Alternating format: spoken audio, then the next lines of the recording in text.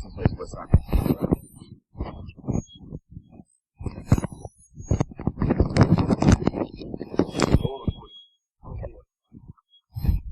Morning, everyone. Sorry for the technical difficulties, but got through it. My name's David Albau. Kind of wanted to start a story that I've been working on the last 5 years or so. Kind of going from a server room that was in the coat closet all the way to, we'll say, a data center. So, first of all, before we get started, I'm not a lawyer, so if you need advice, the main thing is dealing with spam ports. Don't get into any kind of a wiretap situation. Call one up. And also make sure that you've got your policies in place and approval from your managers. That way you don't end up on the street or in jail. It's not too big to go for. A quick thing about me, kind of got good at computers, so thought, why not make a job out of it? Went to Davis and Elkins College, got a computer science degree, and pretty much backgrounds in system network administration, and try to be a jack of all trades with everything.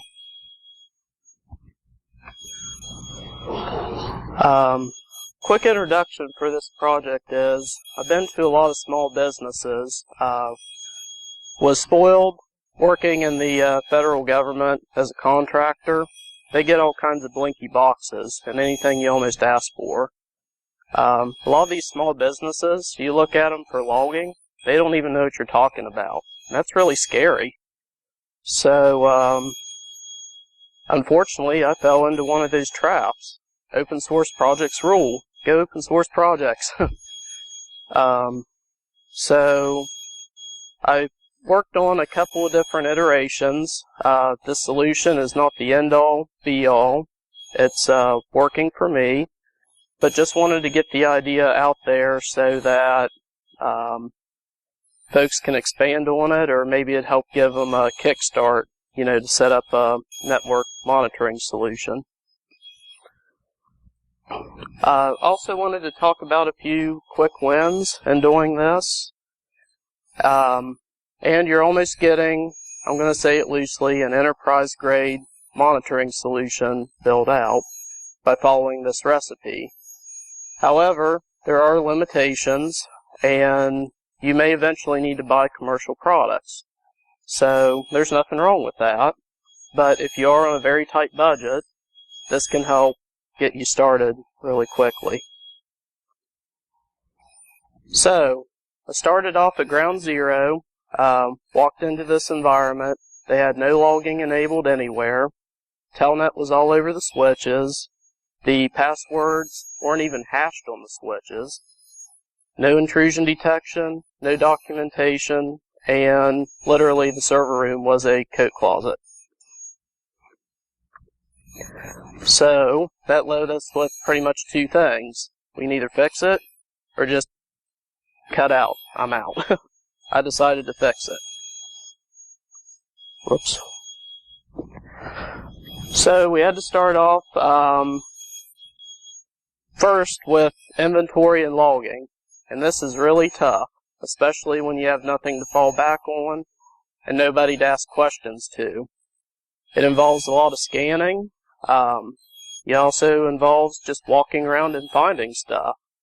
A perfect example is a few months ago, we found in a file cabinet this really old Windows XP laptop, and it had some confidential information on it. Thankfully, it was locked up in a file cabinet, but this stuff does turn up from time to time. I'm a big fan of log all the things, but you have to also be careful. Some logs are just absolutely junk.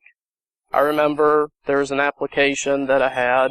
It would just go through and say, hey, my program's running, over and over and over again. No timestamps, it just said this program is running. Well, that's nice, but it's useless. Why tie up your resources looking for that? So, it also takes a little bit of manual effort to learn what your logs are and kind of think outside the box. There's a lot of different possibilities that you can look for, whether it's in DNS, web servers, databases, logging. Just keep an open mind. And also, if they're tied into the network, think about your physical security, whether it's access control, alarm systems, video surveillance. The only thing to be careful about is, from a few weeks ago with Mirai, try to isolate that stuff off of your network if you do find it, because you don't want to turn your own security against you and have it attack you. And be careful with some of these alarm systems because they are horribly proprietary. They don't want to talk, and they may be useless, but it's worth a shot.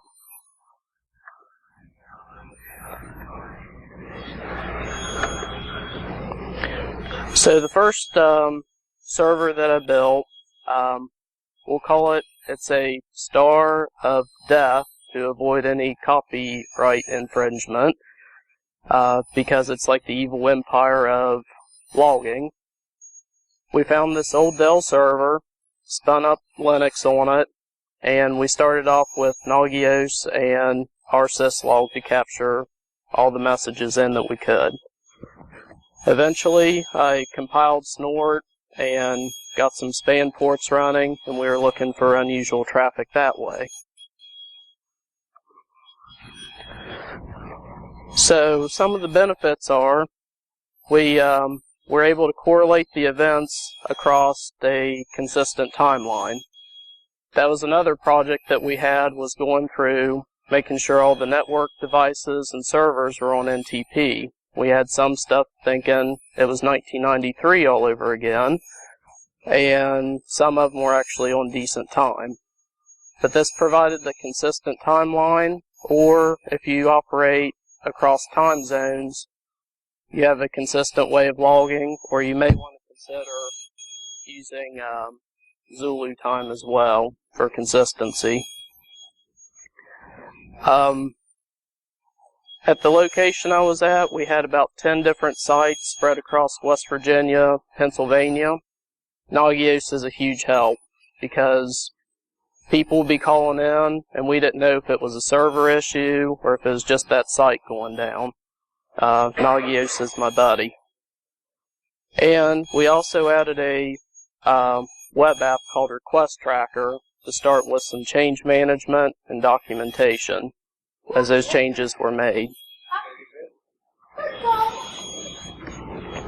The first design that we went with was with our Syslog. We just split it out by different devices or chatty.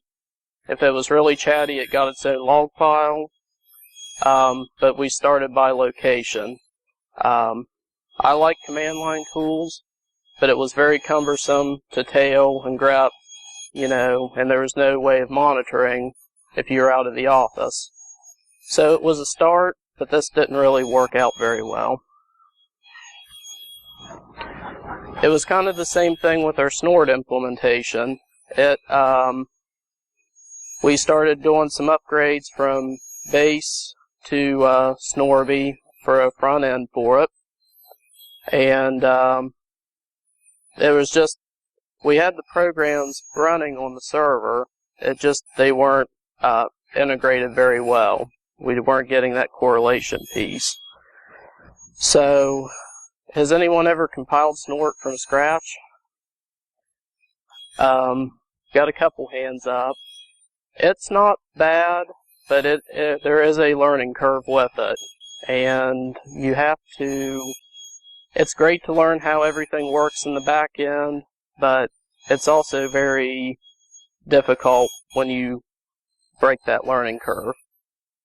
But the quick wins were, we isolated some spyware, a couple of misconfigured devices, so yay, we're fixing stuff. And again, Request Tracker is another one of those. It's a Perl-based web app. It requires a ton of dependencies to get going. A lot of them can be installed automatically, but the thing is, there is still a learning curve going through getting these applications going.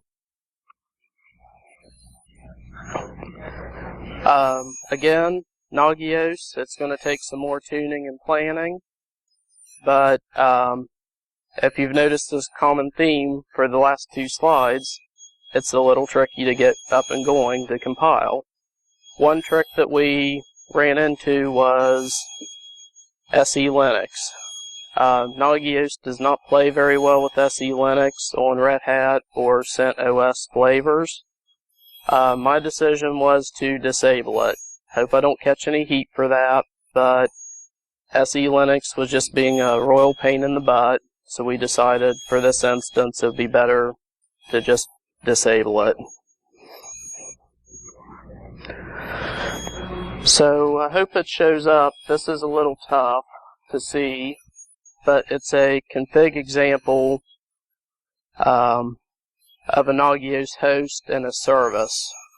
What this is going to do is define what IP address you want to monitor, and then you can also get different plugins from Nagios to watch things like your disk space, there's CPU usage, network traffic.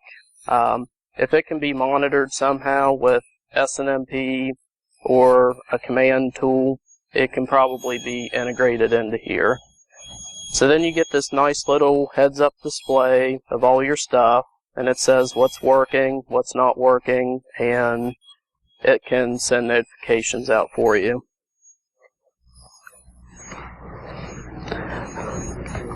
So what we ran into as the pitfalls were, it needed better reporting and visualization.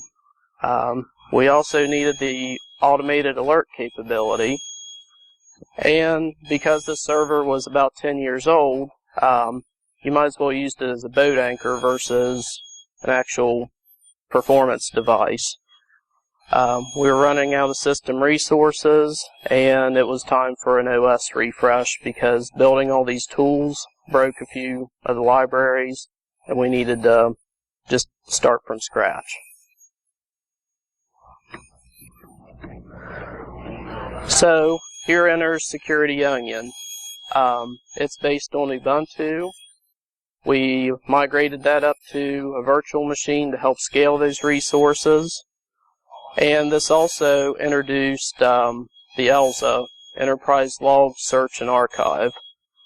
The advantage of SecureWV, it goes and gives you all these tools, with the exception of Nagios and Request Tracker, right out of the box. They're ready to go. We had the network monitoring portion up within about 3 hours versus 2 to 3 days of plugging away at that. SecureWV also includes some additional tools, such as Bro IDS. You can do full packet capture if you've got enough disk space to do it. OSSec heads to watch for some critical device changes, and NTOP if you wanted to capture net flow or those type of statistics. I apologize that this is very small to see. I'll read a few of the examples. You gotta be kidding me. Oh my god. What happened? It went down. Yeah. How long ago? Just now. When you walked in, it'll come back. It came back on my machine already. There we go. Yeah, I think that HDMI is loose. I wanted to throw this slide in here, though. If anyone wants a copy of the presentation, just hit me up on Twitter. But a few of these example rules out of ELSA are, we've got different login indicators because of it. We have a small network and IT group at my company, if it's not me or my colleague logging into these switches, there's a problem. So we have it pretty fine-grained. If you're logging into a device or you go into config T mode on your Cisco gear, it's going to throw out an email and say, if we're out on vacation, then there's a problem. Some examples are we're watching for VPN logins and failures, and port security violations as well. Somebody walks up and plugs in a bogus device, we're going to know about it as that port's shut down. The next tool that I wanted to talk about is, and I really would like to get more familiar with this application, is Bro IDS. It's very high performance, and where we found a lot of benefit is being able to get sort of like an NetFlow output for the network traffic to pattern that, and to monitor for DNS queries. It's really good for catching non-existent domains or those randomly generated domain names that are associated with malware typically. You can also, I know there's a ton of stuff more that you can do with it. Unfortunately, I just haven't had time to play with the application, but I wanted to throw it in there so everyone could dig into it. Again, with OSSec Kids, it's a open source project, and you can watch for config changes. It can also capture logging as well, especially for stuff that doesn't want to be sent across Syslog easily. And it can also do proactive response.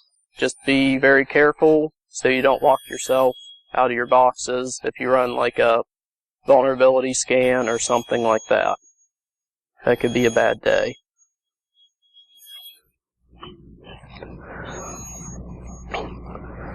So, the advantages of the current setup are, we've got a very reliable platform for monitoring. It's really took minimal effort to get the bulk of these applications up and working, and it can be deployed on a resource-limited infrastructure. The other advantage that I really like is it's a very consistent way of deploying these tools across your environment as well. It's not me running around compiling stuff, hoping I got everything set the same way, and hoping that it works. It's just going to pretty much work. Also, as a quick reminder, make sure that you install something like a event log to Syslog, or use the OSSec Kids agent to send your Windows event logs back into the logging itself.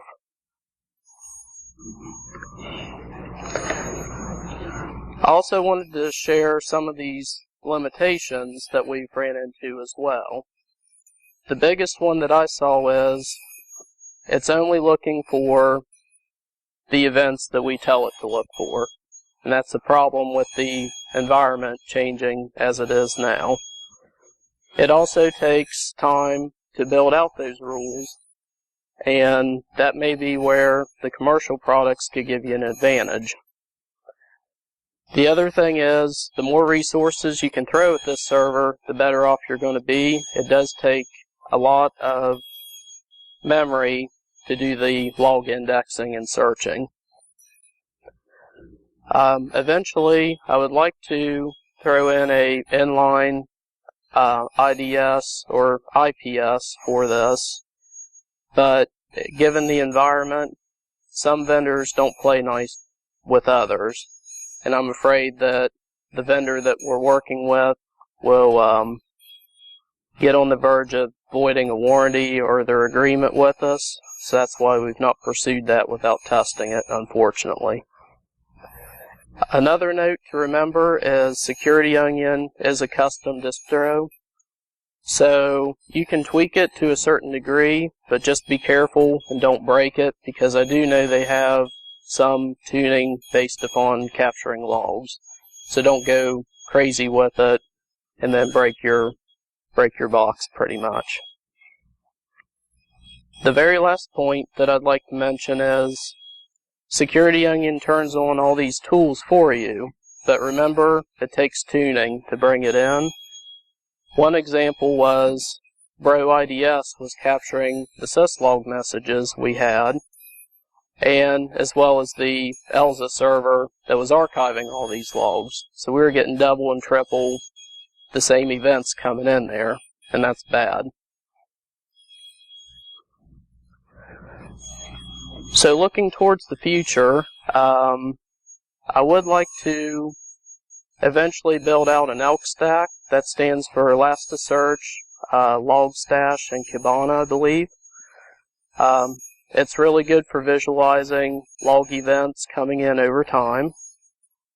I would like to get the inline IPS functionality working. And I would also like to get a few more servers and scatter them across the network to catch some of those remote areas that we're monitoring them, but not as well as we would like to.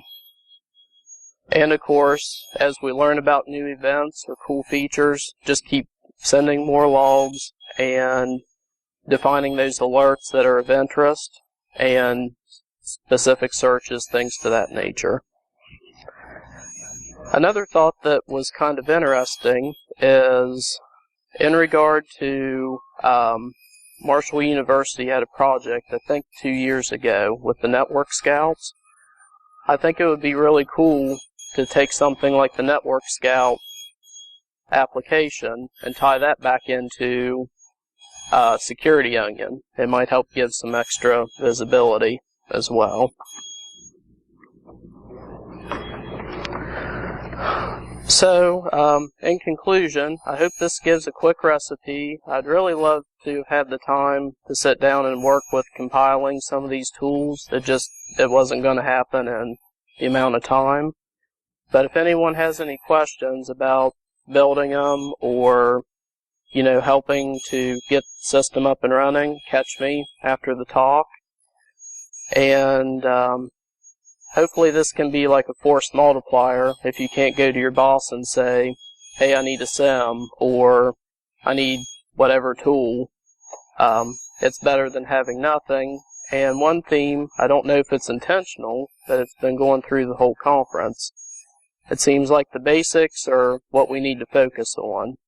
It's been hit on between Dave Kennedy's talk, Amanda's talk, and with Mick's talk earlier. We got to keep hammering these basics and getting small steps to catch these threats. So hopefully this will help with that. And the very last thing to remember is if you don't have buy-in from your management or you have a larger IT staff, if you're not going to read the logs or do anything about it, is it really worth pursuing this? Just make sure that you have that buy-in or, understand what you're getting into beforehand. Or that might be the time to set it on fire and walk away if you don't have that buy-in. But, didn't know if anyone had any questions. I'm kind of the opposite. I've got good sleep, but no caffeine. So hopefully I didn't blow through it too bad. But be happy to take any questions. Have you messed with the ELK stack too much? Very little bit. Yeah, we've been working on it also. We've tried Greylog also. Okay. You like Greylog? Yeah. Okay. Okay. Yeah, that's one thing you look at. It uses Okay. Elasticsearch, Logstash, and then you put instead of Kibana, you use Greylog too. Just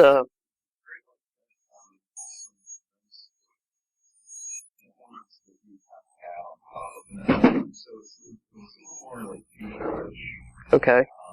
But there is a little more performance in it, so it just depends on what you're after. But Okay. like, we love Greylog at VDS. That's what we push a lot of our clients towards. The price is right, and it works real nice. Okay. Yeah, The we were looking at both of them, trying to decide what to do. So just to catch it on the video, the question was, have we looked into messing around with an elk stack very much or with Greylog? Is that correct? But just because it's so tough to hunt down all these different tools, these are where you can get everything. What kind of got me started on this idea was the Network Security Hack 2nd edition book to start building some of these pieces. I wanted to throw that in there. And also, check out Brian Balash and Peter Giantos, and I apologize if I killed his name. They did a talk at DerbyCon about some use cases. I wanted to include that because that can help build those rules and help get you up and going faster.